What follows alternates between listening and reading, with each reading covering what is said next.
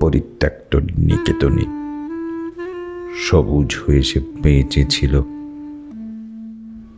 শক্ত করে নিঃশ্বাস নিয়ে আরেকবার পৃথিবীকে দেখতে যেয়ে পিতার সৎ আত্মা ফিরে এসে বজ্রকণ্ঠ হয়ে জানান দিত, এই খুকি, উঠে দাঁড়া, তোর মায়ের আঁচলের গন্ধ ধারণ করে বল, জয় বাংলা, জয় বাংলা।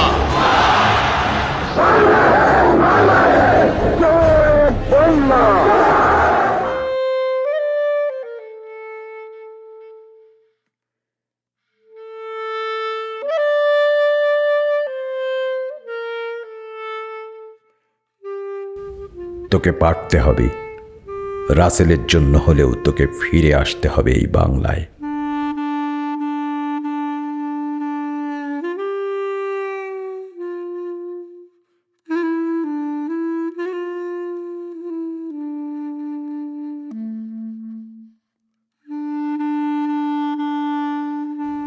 তোকে লেখা পত্রগুলোর জবাব আমাকে ফিরিয়ে দিতে তোকে প্রিয় বাংলাদেশের হাল ধরে বুঝিয়ে দিতে হবে, সমাজতান্ত্রিক অর্থনীতি কায়েমে কে ভেবেছিল তোমাদের কথা।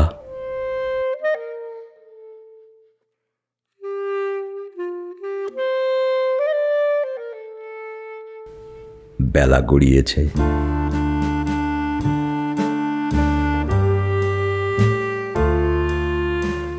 বাংলার আকাশে 6 রঙের বাহারি নোটন উড়িয়ে বলেছি, আমার নাম শেখ হাসিনা।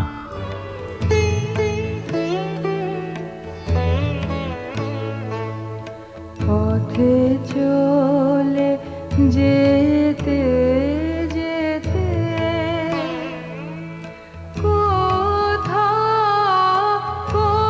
কোনখানে তোমার পরশ আসে।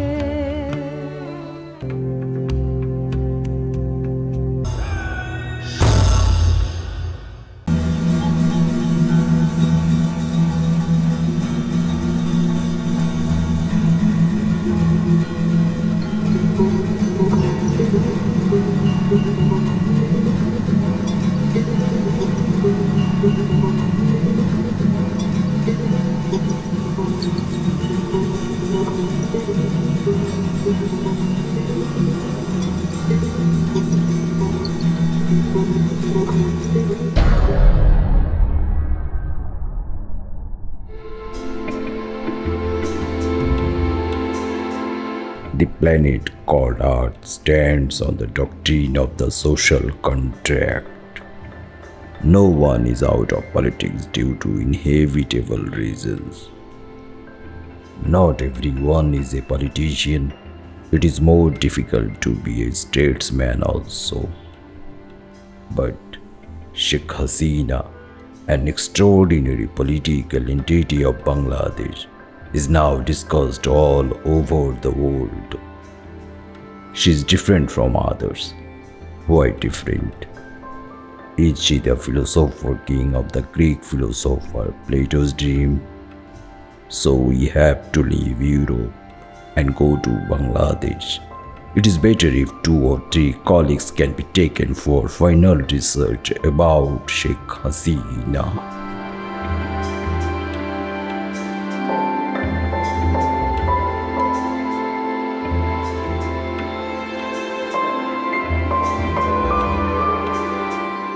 If someone wants to give commentary on a person like Sheikh Hasina, there definitely needs to be a decent character and should have an acceptable behavior. We found it. He is AHM Khairuzaman Leighton, Presidium member of the ruling party Awami League, who has been able to turn a city into a unique city. It is said that if there is will, there is way. Khairuzaman Leighton proved it. He is a high-profile political figure like his father. Father? AHM Kamaruzaman is one of the best national leader of the country. Kamaruzaman was one of the 4 national leaders whose name came up for discussions with father of the nation, Bangabandhu Sheikh Mujibur Rahman. Kamaruzaman was killed by an evil force on 3rd November 1975. No, his father's actions will not be discussed here. We came to know about one of the greatest politicians of this present world. Let's go to listen what is Khairuzzaman Lidun saying about Sheikh Hasina when I faced him. কথায় কথায় কিছু মানুষ বলে যে Mahathir Mohammad এবং Malaysia এই দুটোর দিকে তাকিয়ে দেখো একজন মাহাতির মোহাম্মদ কীভাবে মালয়েশিয়াকে বদলে দিয়েছেন।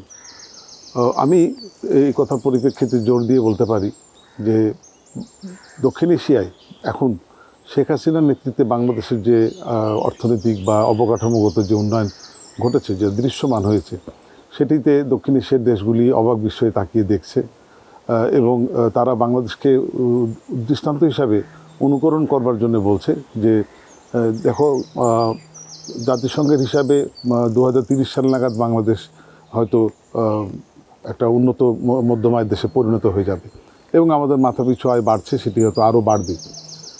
1971 সালে হেনরি কিসিঞ্জার তিনি তার গাত্রদাহ থেকে বলেছিলেন যে বাংলাদেশ তীব্র জনঘনত্ব এবং তার সম্পদের অপ্রতুলতার কারণে একটা ব্যর্থ রাষ্ট্রে পরিণত হবে এবং রাষ্ট্রটি টিকবে না।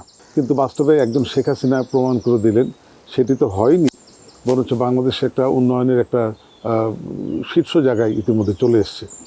এবং এই প্রসঙ্গে শেখ হাসিনা যেটা তার লক্ষ্য থাকে সেটি হলো দেশের সাধারণ জনগোষ্ঠীর ভাগ্য উন্নয়ন বা ভাগ্য পরিবর্তন, অথবা একটু ভালোভাবে জীবনযাপন করবার জন্যে তাদেরকে সামাজিক নিরাপত্তা বলয়ের মধ্যে রাখা, অর্থাৎ তাদেরকে নানা রকম তাদের জীবিকার ক্ষেত্র তৈরি করে দেওয়া, তাদেরকে ঘর বানিয়ে দিচ্ছেন তিনি যাদের জমি নেই, বাড়ি নেই, মাসিক মাসোহারা দেয়া, বিধবা ভাতা, প্রতিবন্ধী ভাতা, মুক্তিযোদ্ধা ভাতা ইত্যাদি নানা রকম ভাতা দেয়া হচ্ছে।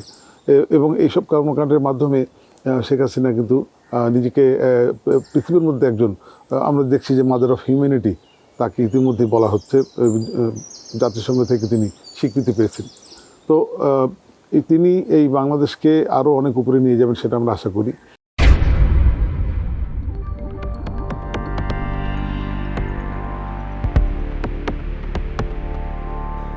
How do the esteemed news media of the whole world sees a person like Sheikh Hasina?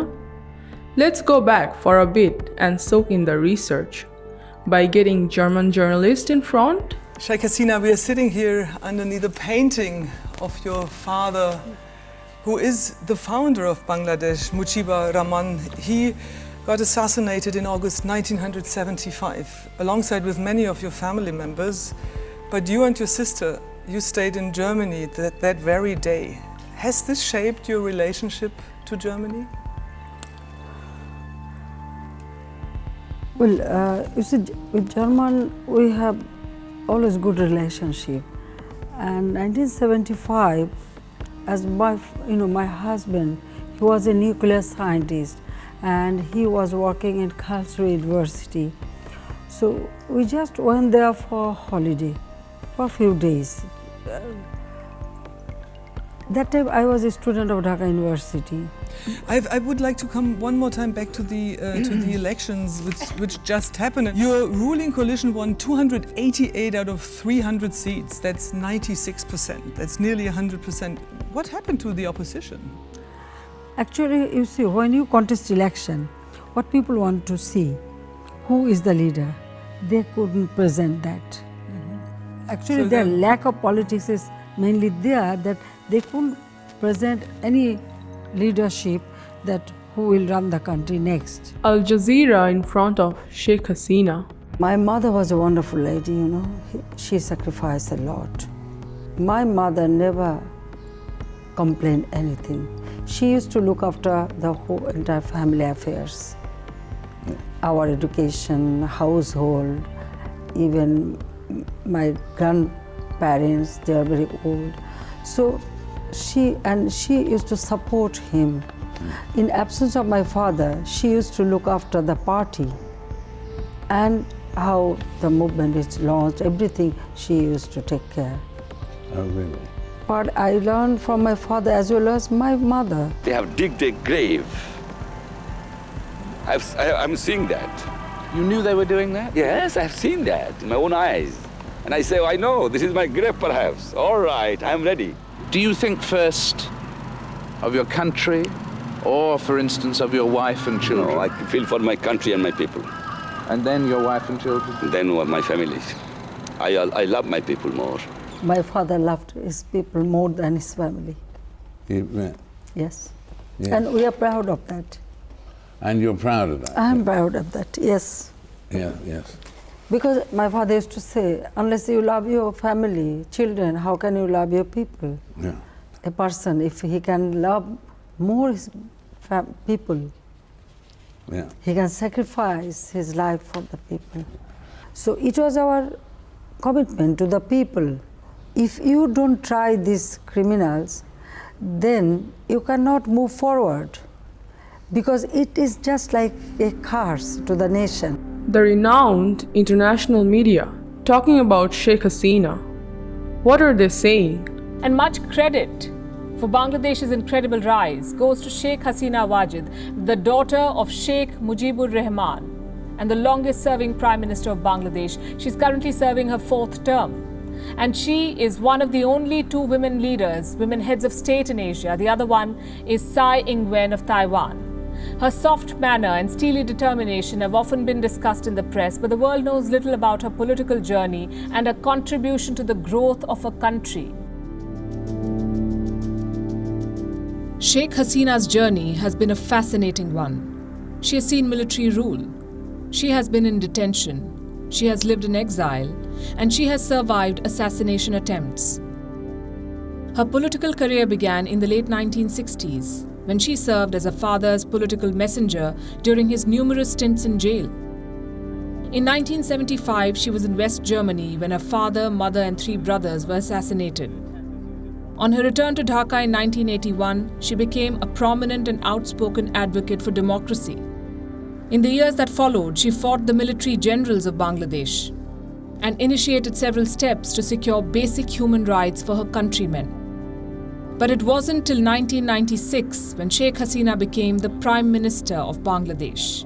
In her first stint, she achieved laudable successes in many fields, the most significant being the 30-year Ganges water sharing treaty with India, the peace accord on the Chittagong Hill Tracts, the construction of the Bangabandhu Bridge, allowances for distressed women, widows, and the disabled, and the Asharyan project aimed at eradicating homelessness.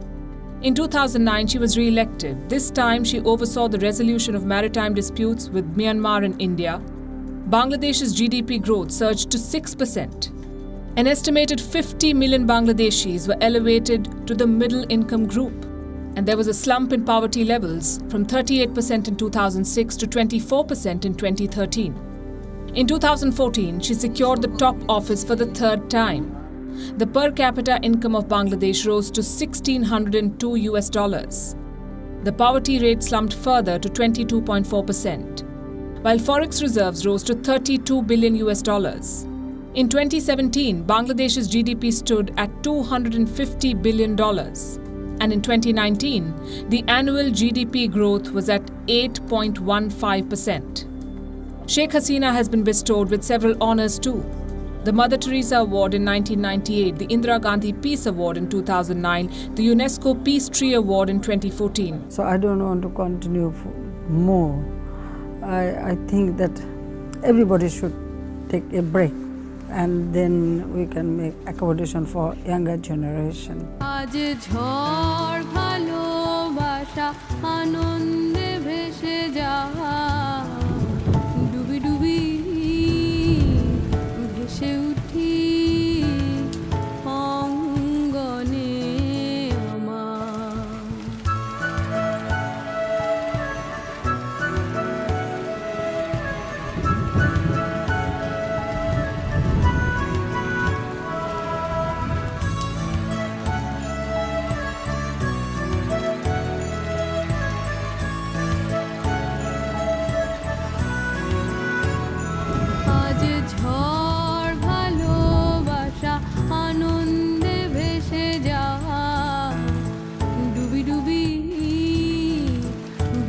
উঠি অঙ্গনে আমার নিচে নিচে If someone from the present generation can think about the generosity of Sheikh Hasina, they can also become the Prime Minister of Bangladesh. Meanwhile, what is AHM Khairuzzaman Liton telling about Sheikh Hasina's political life?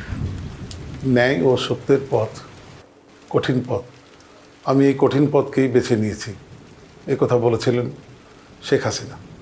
এইরকম একটি উক্তি বা বক্তব্য কেবলমাত্র একজন শেখ হাসিনাই বলতে পারেন এবং তার কণ্ঠে এটি মানায়। 1975 সালে তার পিতা, জাতির পিতা বঙ্গবন্ধু শেখ মুজিবুর রহমান এবং শেখ হাসিনার পরিবারের বাড়ি ওই বাসায় বসবাসরত সকল সদস্যের মৃত্যুর পর তিনি ফিরে আসার পরে যে একটা চরম শত্রুভাবাপন্ন একটা রাষ্ট্রে পৌঁছেছিলেন, সেই সময় তার পক্ষে লড়াই সংগ্রাম করা খুব সহজতর ছিল না। কিন্তু তিনি তারপরেও জেনে শুনেই এই ন্যায় ও সত্যের পথ বেছে নিয়ে লড়াই শুরু করলেন, সংগ্রাম শুরু করলেন, আন্দোলন শুরু করলেন এবং ধীরে ধীরে বাংলাদেশের মানুষ, যারা স্বাধীনতাকামী, যারা মুক্তিকামী মানুষ, তারা একে একে সব তার পতাকা তলে কাতারবদ্ধ হতে লাগলো এবং তার পরিণতিতে আমরা দেখলাম দীর্ঘ প্রায় 15 বছরের আন্দোলনের পরে জনগণ তাকে ভোট দিয়ে নির্বাচিত করলো এবং তিনি সরকারে এসে প্রধানমন্ত্রী হলেন। তার জীবনের যে বাস্তবতা দুটোর মধ্যে খুবই মিল পায় এবং এটি তিনি এখন পর্যন্ত সেইভাবেই চলছেন এবং আশা করা যায় তিনি শেষ পর্যন্ত এইভাবেই চলবেন। তিনি একজন যোদ্ধা, তিনি একজন মহিষী নারী এবং আমি তো মনে করি যে তিনি 1000 বছরের শ্রেষ্ঠ বাঙালি নারী।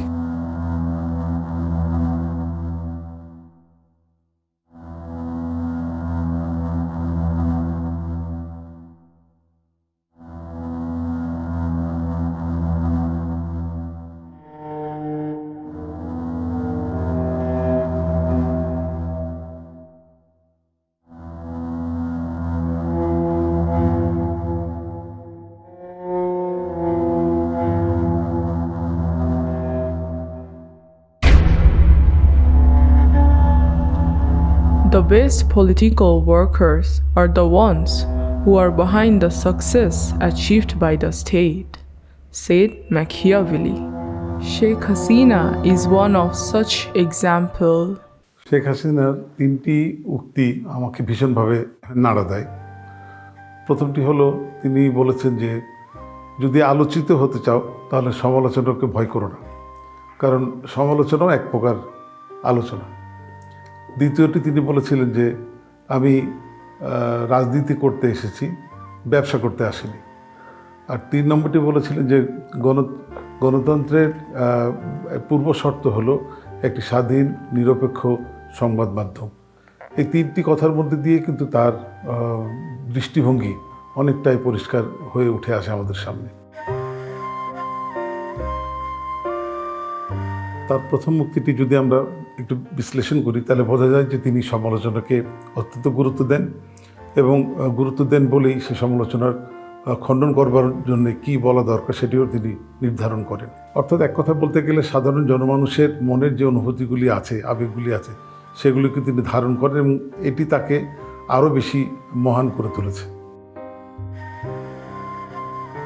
তার দ্বিতীয় উক্তিটির মাধ্যমে তিনি বুঝিয়েছেন যে দুর্নীতি সুশাসনের ক্ষেত্রে অন্তরায় এবং এই ক্ষেত্রে তিনি জিরো টলারেন্স তার পদক্ষেপ রেখেছেন এবং সেটি অব্যাহত আছে। এবং তিনি বলেছেন যে দুর্নীতি যারা করবে সে যদি তার নিজের দলের কেউ হয় তাও তিনি ছাড় দেবেন না এবং তিনি ছাড় দেননি।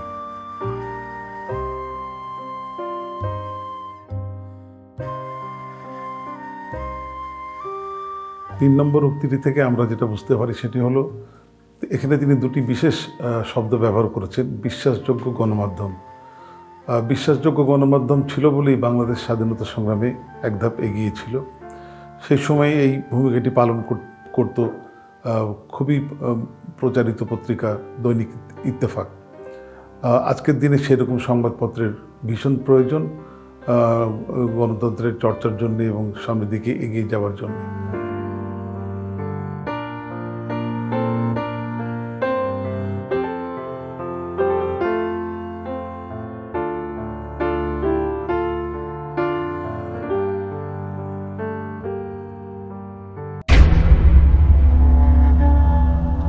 Socrates taught that the purpose of politics was not to capture power, nor it was an art how to remain in power.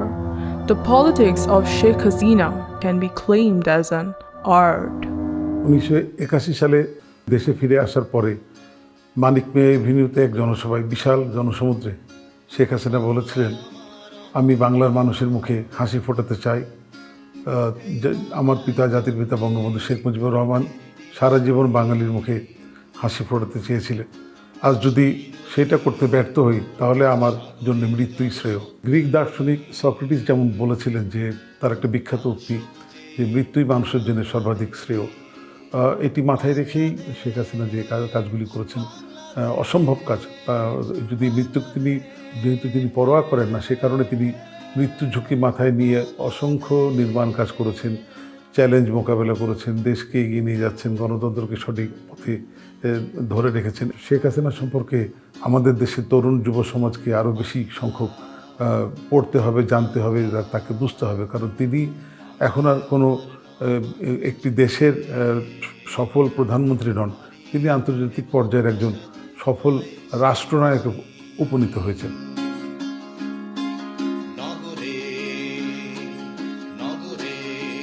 স্বাধীনতা অর্জনের জন্য দীর্ঘ প্রস্তুতির পর্বে আমরা নিউক্লিয়াসের কথা শুনেছি এবং জানি, সেটি সেই সময়ের বাস্তবতা ছিল। কিন্তু পরবর্তীতে শেখ হাসিনা দেশে ফিরে আসার পরে এই কথা কি আর বুঝতে কারো বাকি আছে যে স্বাধীন সার্বভৌম বাংলাদেশ যে 50 বছর পার করলো, তার নিউক্লিয়াস তো তিনি নিজেই, শেখ হাসিনাই নিজে।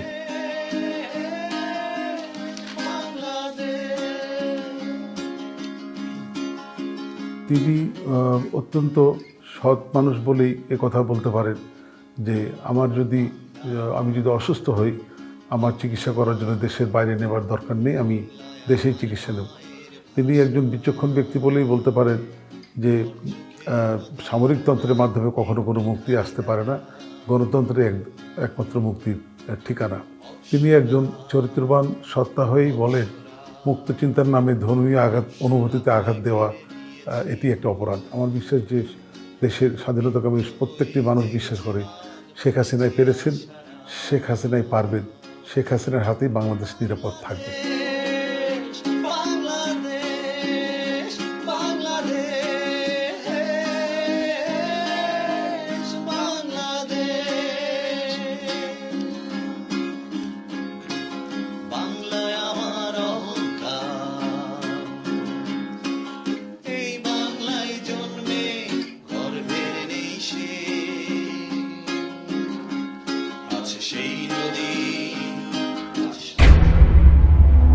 Aristotle believed that to become an effective leader, we must first be a follower. To intimately understand the needs and wants of the group, Sheikh Hasina is a strong example.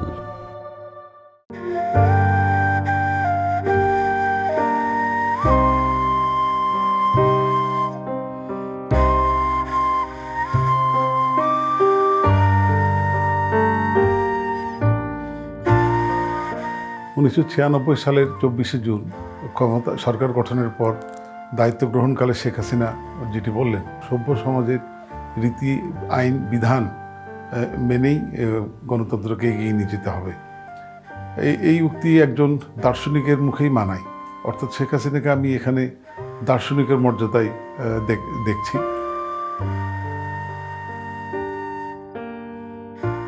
অর্থাৎ তিনি 26 বছর আগেই বললেন যে গণতন্ত্রের জন্যে সভ্য আইন এবং বিধান এর প্রয়োজন আছে। আসলে এখন যদি প্রশ্ন করি, আমরা কি আমাদের দেশের নাগরিকদেরকে সেভাবে তৈরি করতে পেরেছি? সামাজিক, সাংস্কৃতিক বা রাজনৈতিক বিভিন্ন দিক দিয়ে তারা কি প্রশিক্ষিত হয়েছে? উত্তরে অবশ্যই আসবে যে না, এখনও বেশ কিছুটা সময় লাগবে। কিন্তু এটি শেখ হাসিনা বোঝেন এবং সেই কারণেই এই অন্তর্বর্তীকালীন সময়ে যতক্ষণ পর্যন্ত না আমাদের দেশের জনগণ সবাই বুঝে উঠতে পারছেন বিষয়টি, অন্য কোন অপশক্তির হাতে দেশের রাজনীতিতে ছেড়ে দেওয়া যায় না। শেখ হাসিনা যা বোঝেন আমরা অন্যদের মধ্যে তা দেখতে পাই না। আসলে একজন সংসদ সদস্যের কাজটা কি? আইন প্রণয়ন করা এবং সেই আইনের সুরক্ষা নিশ্চিত করা। এই ক্ষেত্রে যথাযথ আইন প্রয়োগের মাধ্যমে শেখ হাসিনা কি একটা দৃষ্টান্ত হয়ে দাঁড়াননি? দীর্ঘদিন ক্ষমতায় থাকার কারণে বিশ্বে তো নানা রকম গণতন্ত্র প্রচলিত আছে এবং আওয়ামী লীগ দীর্ঘ প্রায় 15 বছর একটানা ক্ষমতায় আছে। এই সময়কালের মধ্যে শেখ হাসিনা অবশ্যই এক্সপেরিমেন্ট করতে পারতেন গণতান্ত্রিক বিভিন্ন মডেল নিয়ে, কিন্তু তিনি তা করেননি। অর্থাৎ গণতন্ত্রের পরিপূর্ণ বিকাশে যেতে আমাদেরকে আরও কিছুটা সময় অপেক্ষা করতে হবে। Listen, Bangladeshi girls, they behave humanitarianly. They provided food for them, medicine for them, they provided money, and they just allow them to return to their own home. Not allow, they force them to No, return it is home. not true. They didn't force them, rather they pursue them that you should go back to your own country, and they went back. Prime Minister, you know full well that they are being persecuted in their own country. They tried to run away and they're refused entry to your country. Well, why we should allow to enter our country? We just pursued them and we provided them everything what they needed. Why you asking me this question? You should ask this question to the Myanmar government. It is not our responsibility, it is their responsibility. No one is blaming Bangladesh for the situation But why in Bangladesh? Rakhine State. Why Bangladesh? What we are saying is you are evading your responsibilities Listen, to desperate people. any citizen from any country try to enter your country, do you take them or do you provide refugee status? In England, I am talking about England. If anybody come here, do you give them refugee status? You don't, right? No, none of you can defeat her. Sheikh Hasina's rule sets her apart from others. She do politics to protect public interest. She does not rely on foreign powers to run the country. She is the nationalist.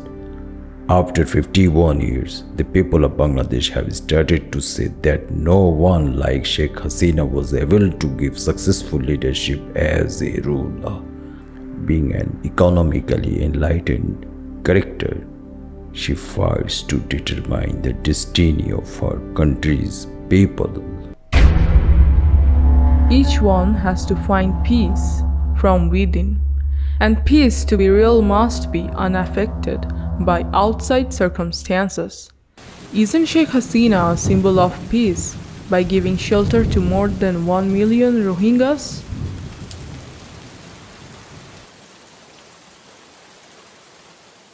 Never bow down or allow others to fix your crown.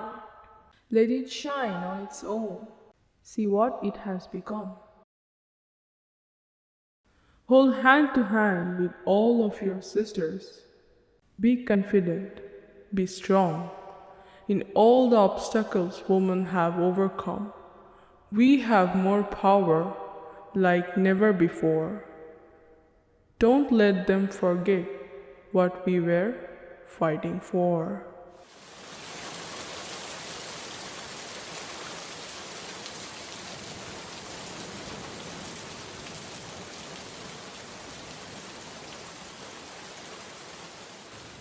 বাঙালি নারীর নিজস্ব কৃষ্টিকে শেখ হাসিনা অন্তরে ধারণ করেন, লালন করেন। তিনি একজন মা হয়েই ক্রিকেট খেলা দেখতে স্টেডিয়ামে ছুটে যান এবং আমরা জানি যে তিনি খেলোয়াড়দেরকে নিজ হাতে রান্না করে খাইয়েছেন প্রধানমন্ত্রীর থেকেও, এবং একজন মায়ের যে সমস্ত গুণাবলী থাকা দরকার তা তার মধ্যে সবই আমরা দেখতে পাই। তিনি তার পুত্র এবং কন্যাকে নিয়ে, তার বোনকে নিয়ে পদ্মা সেতু উদ্বোধনের আগে সেখানে দাঁড়িয়ে যে ছবিগুলি তুলেছেন, অভাবনীয়, অকল্পনীয়। এত চমৎকার পারিবারিক দৃশ্য এটি পাওয়াই মুশকিল। তিনি নারীর ক্ষমতায়ন চান বা সর্বস্তরে নারীকে দেখতে চান, কিন্তু পুরুষকে বাদ দিয়ে নয়। তিনি চান নারী এবং পুরুষ সুসমন্বয়ের মাধ্যমে এই সমস্ত কর্মকাণ্ড হোক, দেশটা এগিয়ে যায়।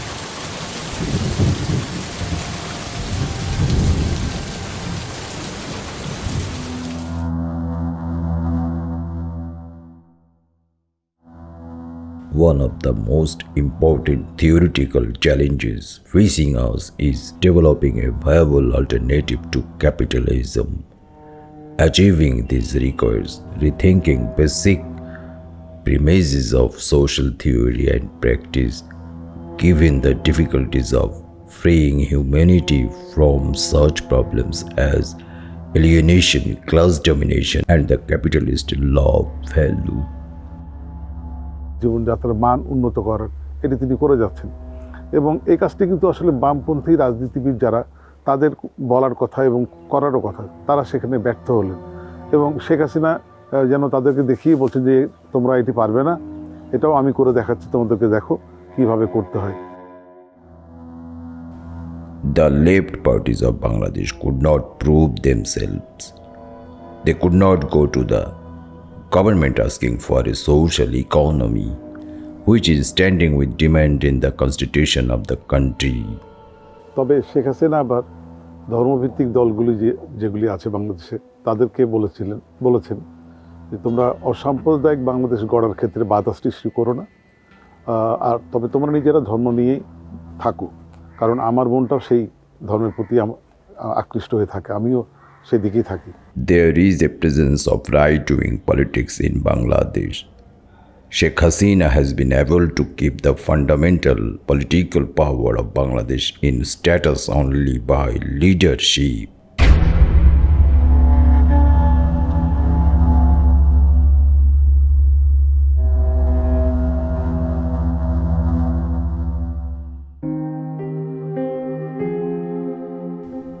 Bangabandhu used to write letters to his daughter Hashu. If that is the case, today's Sheikh Hasina can write a letter to her father and say that, "Father, I'm fighting for your golden Bengal." এবারে সংগ্রাম আমাদের মুক্তির সংগ্রাম, এবারে সংগ্রাম স্বাধীনতার সংগ্রাম। He was able to unite the people of Bengal with his magical voice. He had passion. His heart ached for the people. One day, everything changed. Political evil forces killed him.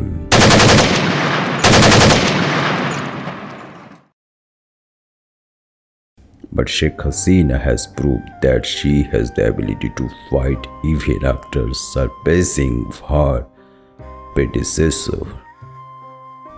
Emerged as a ruler according to their own culture, established their own suitable governance system. Sheikh Hasina, she won Machiavelli by walking like a father. Quality leadership and become the philosopher king, Plato's positive king. One who is educated becomes a being devoted to the welfare of herself and the community.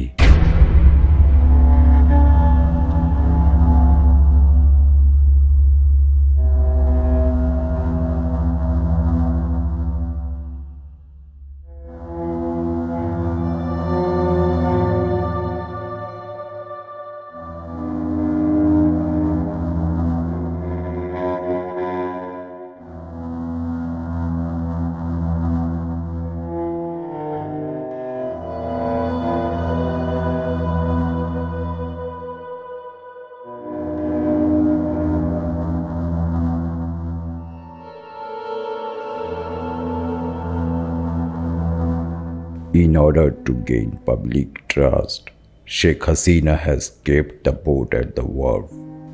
Now people don't have to do manual labor work to drive the boat.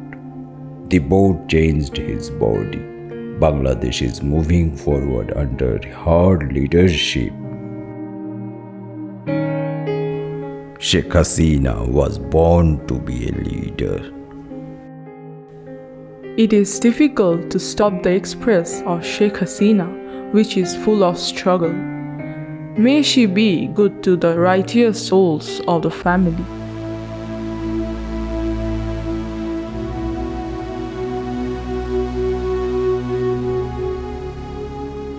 বাংলাদেশের ঐতিহ্যবাহী রাজনৈতিক দল আওয়ামী লীগের নীতি নির্ধারণী forum তথা presidium সদস্য হিসাবে AHM খায়রুজ্জামান লিটন বাংলাদেশের ইতিহাসের শ্রেষ্ঠ রাজনৈতিক নারী সত্তা শেখ হাসিনাকে জয় বাংলা আগে বাড়োর প্রতীকী ঐক্য হিসাবে ধরেন। তিনি মনে করেন আগে বাড়াই যেত না যদি আওয়ামী লীগের হাল তিনি একদা না ধরতেন। একজন লিটন জাতীয় মুখপাত্র হিসাবে হালে আবির্ভূত হয়েছেন পিতা AHM কামারুজ্জামানের মতো করেই তিনিও তার জাতকে চেনাতে সক্ষম হচ্ছেন। বাংলাদেশের বিভাগীয় শহর রাজশাহীর নগর সেবক হিসাবে তিনি শহরটাকে বদলিয়ে সাহস নিয়ে বলতে পারছেন, এসো এসো আমার শহরে, যে শহর ইউরোপের মতো করে সেজেছে। তিনি কলাম লেখক হিসাবেও খুবই উন্নত লেখনী শৈলীর মাধ্যমে বলছেন এভাবে লিখতে হয়। তার কাছে একজন শেখ হাসিনার রাজনৈতিক জীবনের আলেখ্য মহাকাব্যের মতো।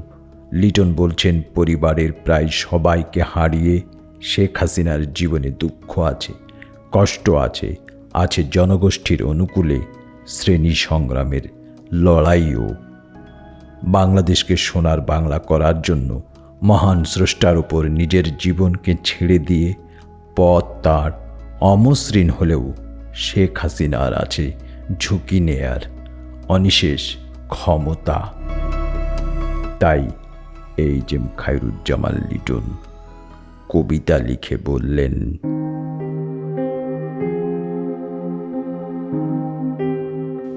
80 দশকে তাঁর প্রত্যাবর্তনে মেঘের ঠোঁটেও মিষ্টি হাসি ফিরেছিল। খরার মাঝে এক পশলা বৃষ্টি হয়ে খুকির চোখের কোণের জল যদিও আজও শুকায়নি। বাবার মুখে মাথা না রাখতে পারার কষ্ট ডুকরে ডুকরে কাঁদায়। গণতন্ত্রের মানুষ কন্যা হয়ে সবাইকে পিছু ফেলে মানবতাকে করেছে ফেরি। শাসন রীতির রং না বদলিয়ে জনস্বার্থ নিশ্চিতে করেননি তিনি দেরি।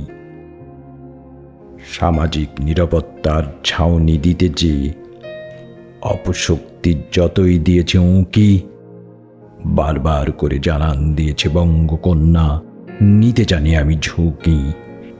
কাঁদি না আর যখন তখন একটু ব্যথায়, ভেঙে পড়ি না হত্যা চেষ্টা শত বাধায়। আমি তাই প্রতিশ্রুতিবদ্ধ, শুধুই আমার ভালোবাসা নাও। গেয়ে ওঠো বলছি, বুকে হাত রেখে আমার সোনার বাংলা। সব ধর্মের ভাইয়েরা আমার, আমি প্রার্থনারত তোমাদের জন্য। তাই আবার বলো, বারবার করে বলো, জয় Bangla.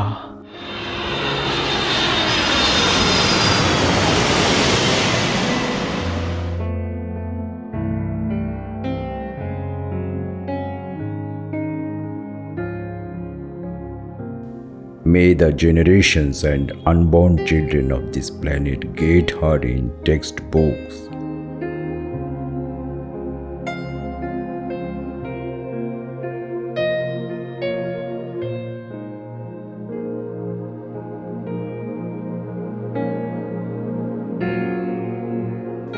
We finished the research on a true legend after we came back home. Maybe it can't be finished. It will be continued.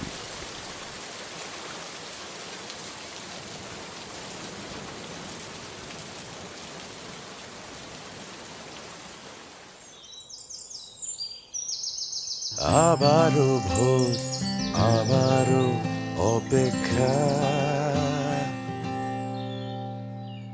জানি এই পৃথিবী স্বাধীনতার ছবি আঁকা আমাদেরই হাতে।